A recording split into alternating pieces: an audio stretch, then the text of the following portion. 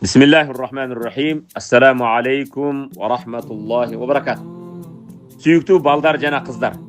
Жараткан Аллах табарак ва таала баарыңарга бекем иман берсин, бекем ден соолук берсин, эки дүйнө бакталай берсин.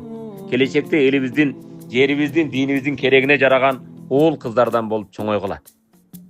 Эгер бул дүйнөдө бактылуу болом десеңер, илим билим алгыла. Акыретте бактылуу болууну кааласаңар, илим билим алгыла. Эки дүйнө бактылуу болом десеңер, илим билим алгыла. Жаштык плюс боштук барабар кылмыштын күнөөнүн башталышы. Кече силердин тарбиячы эжеңерден балдар эмнеге муктаждыгы бар десем, устаз буларга компьютер алып берсек дедиле. Канча десем бир 4-түү 5 дедим. Ошону алып берели деп ниет кылып жаткан кезде биздин ниетибизди колдогон дөмөрчү жигиттер чыкты. Аллах таала алардын ар бирине өмүрлөрүнө, иманына, мал мүлкүнө береке берсин. Компьютерди алып жаткан кезде мына жаныбыздагы Чыңгыз деген инибиз, устазым ушундай кайрымдуулук иш болуп жаттыр.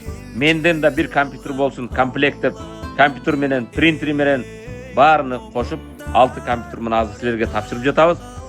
Буларды үйрөнгүлө. Өмүрүңөрдү, убактыңарды текке кетирбегиле. Мен молдо экенмин.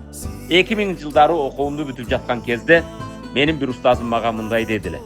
Элиңе, диниңе, жериңе кызмат кылам десең, 21 кылымда жүрөгүңдө бекем иманың, элиңе жериңе болгон сүйүүң, башыңда эне тилден башка жок дегенде бир башка чет тилди билигин жана алдыңда компьютериң болсун дедиле. Мына силердин да алдыңарда компьютер.